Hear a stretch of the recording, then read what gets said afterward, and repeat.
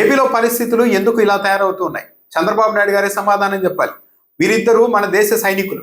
దేశాన్ని కాపాడేందుకు, అంటే మన అందరినీ కాపాడేందుకు శత్రు దేశాల సరిహద్దుల్లో కాపలా కాస్తూ ఉన్నారు. ఇప్పుడు వీళ్ళు కేవలం శత్రు దేశాలతోనే కాదు, వారి వారి గ్రామాల్లోని కబ్జా కోర్లతో కూడా పోరాటం చేస్తూ ఉన్నారు. ఏడాదిలో 10 నెలల పాటు మేము సరిహద్దుల్లోనే ఉంటాం. కేవలం 2 నెలలు మాత్రమే సొంత గ్రామానికి వస్తూ ఉంటాం. ఆ 2 నెలల పాటు కూడా గ్రామంలో ప్రశాంతంగా ఉండలేకపోతున్నాం. తెలుగుదేశం పార్టీ కబ్జా కోర్ల కారణంగా అని స్వయంగా సరిహద్దుల నుంచే 2 భారత సైనికులు సెల్ఫీ వీడియోలు విడుదల చేసి దీనిపైన చర్యలు తీసుకోండి, మాకు న్యాయం చేయండి అంటూ చంద్రబాబు నాయుడు గారు, పవన్ కళ్యాణ్ గారు, నారా లోకేష్ గారిని స్వయంగా విజ్ఞప్తి చేస్తూ ఉన్నారంటే పరిస్థితి ఎంత దారుణంగా ఉండాలి. దేశానికి కాపలా కాస్తున్న ఈ సైనికులకు సరిహద్దు ఆవల ఉండే శత్రుముఖలు తమ గ్రామాల్లోని ఈ కబ్జా కోరులు ఒకేలా కనిపించే పరిస్థితి రావడం ఈ దేశానికైనా మంచిదా? అలాంటి పరిస్థితి వస్తే ఎంత దురదృష్టం. వీరిలో ఇతడి పేరు అనిల్. అనంతపురం జిల్లా రాప్తాడు మండలం పర్సన్నాయపల్లె గ్రామం. తమ గ్రామంలోని 5 ఎకరాల భూమిని తెలుగుదేశం పార్టీ నేత శ్రీనివాస్ కబ్జా చేశాడు. దాంతోపాటు తన తల్లి దగ్గర నుండి 3 లక్షల రూపాయలు అప్పు తీసుకొని ఆ డబ్బులు కూడా ఎగ్గొట్టారు.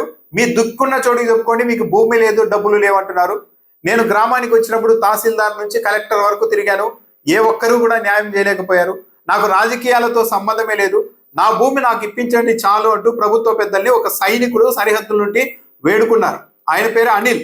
రాబోయే స్థానిక సంస్థల ఎన్నికల్లో తమ భూమిని కబ్జా చేసిన ఈ టీడీపీ నేత శ్రీనివాస్ కు తెలుగుదేశం పార్టీ తరఫున సర్పంచ్ గా కూడా పోటీకి నిలబెట్టబోతున్నారు.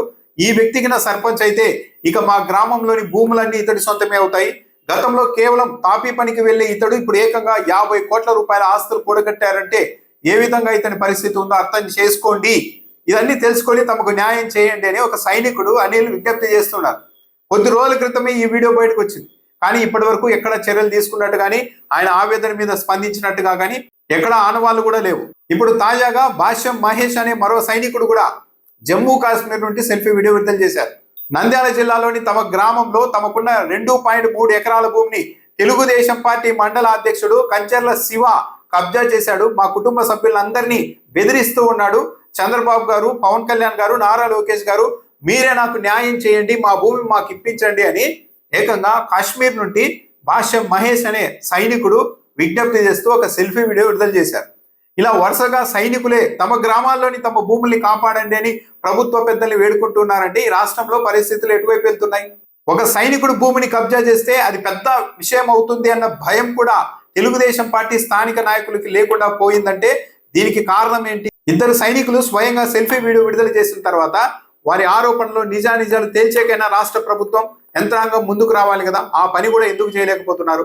ఇటీవల పదే దేశ సమగ్రత, జాతీయ భద్రత గురించి మాట్లాడుతున్న డిప్యూటీ సీఎం పవన్ కళ్యాణ్ గారు అయినా సరే ఈ సైనికులు చేస్తున్న ఆరోపణల్లో నిజానిజాలు తేల్చి వాళ్ళకు న్యాయం చేసేందుకు స్పందిస్తారా లేదా అన్నది కూడా చూడాలి. ఈ విధంగా ఇలాంటి వాతావరణం రాష్ట్రంలో ప్రబలితే సరిహద్దుల్లో ఉన్న ఏ ఆంధ్రప్రదేశ్ కు సంబంధించిన సైనికుడైనా ప్రశాంతంగా ఉండగలుగుతారా?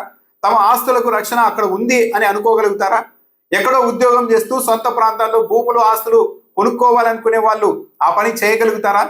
అలాంటి అపనమ్మకం రాష్ట్రంలో ఏర్పడితే ఇది రాష్ట్రానికి ఎంతవరకు మంచిది? తిరుపతిలో 80 ఏళ్ల ఒక వృద్ధుడు, రిటైర్డ్ ప్రభుత్వ ఉద్యోగి ద్వారకానాథ్ రెడ్డి వారాల తరబడి ఒక వ్యవస్థతో పోరాటం చేస్తున్నాడు. తన భార్యతో కలిసి 100 కోట్ల రూపాయల విలువైన భూమిని రాత్రికి రాత్రి ఆన్లైన్ లో రికార్డులలో మార్చేసి జిల్లా ఉన్నతాధికారి, ఒక తెలుగుదేశం పార్టీ మంత్రి, ఒక తెలుగుదేశం పార్టీ ఎమ్మెల్యే అందరూ కలిసి 100 కోట్ల రూపాయలు విలువైన నా భూమిని కబ్జా చేశారని వృద్ధ దంపతులు పోరాటం చేస్తూ ఉంటే కూడా న్యాయం చేయలేని పరిస్థితి. ప్రతిపక్షాలు అన్ని వాళ్లకు మద్దతుగా నిలిచినా సరే యంత్రాంగం కదలడం లేదు. తెలుగుదేశం పార్టీకి చీమ కుట్టినట్టు కూడా లేదు. చివరికి ఆ రిటైర్డ్ ఉద్యోగి బాధను అర్థం చేసుకొని ఒక రిటైర్డ్ న్యాయవాది ఆయన తరఫున న్యాయ పోరాటానికి ముందుకు వస్తే స్వయంగా తెలుగుదేశం పార్టీ ఎమ్మెల్యే ఆ రిటైర్డ్ న్యాయమూర్తి ఇంటి దగ్గర రెక్కి నిర్వహించారన్న ఆరోపణలు వస్తున్నాయి. ఆ సీసీ ఫుటేజ్ ను కూడా ఆ రిటైర్డ్ న్యాయమూర్తి బయట పెట్టారు. ఆయన్ని బెదిరిస్తూ, దూషిస్తూ ఎమ్మెల్యే మాట్లాడిన ఆడియో టేపులు కూడా బయటకు వచ్చాయి. కానీ ఇంత విచ్చలవిడితనం వస్తూ ఉన్నా సరే కనీసం ముఖ్యమంత్రి గారి నుంచి ఒక్క మందలింపు లేకపోవడం అనేది ఎవరికైనా దిగ్భ్రాంతి కలిగించకుండా ఉంటుందా? ఈ రాష్ట్ర ప్రభుత్వంలో తెలుగుదేశం పార్టీ నాయకులు ఏమైనా ఎక్కడో సరిహద్దుల్లో ఉద్యోగాలు చేసుకునే జవాన్లకు వారి వారి సొంత గ్రామాల్లో వ్యవసాయ భూములు ఎందుకు, మనం తీసేసుకుంటే పోలే?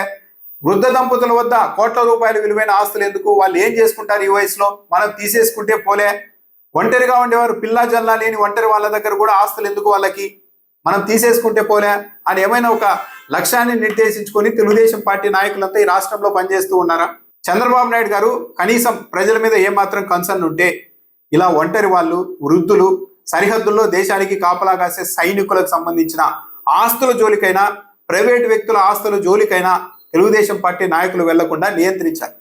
ఈ 3 ఏళ్లలో ఇంక అంతకు మించి చంద్రబాబు నాయుడు గారి నుంచి రాష్ట్ర ప్రజలు ఆశించేది కూడా ఏమీ కనిపించడం లేదు.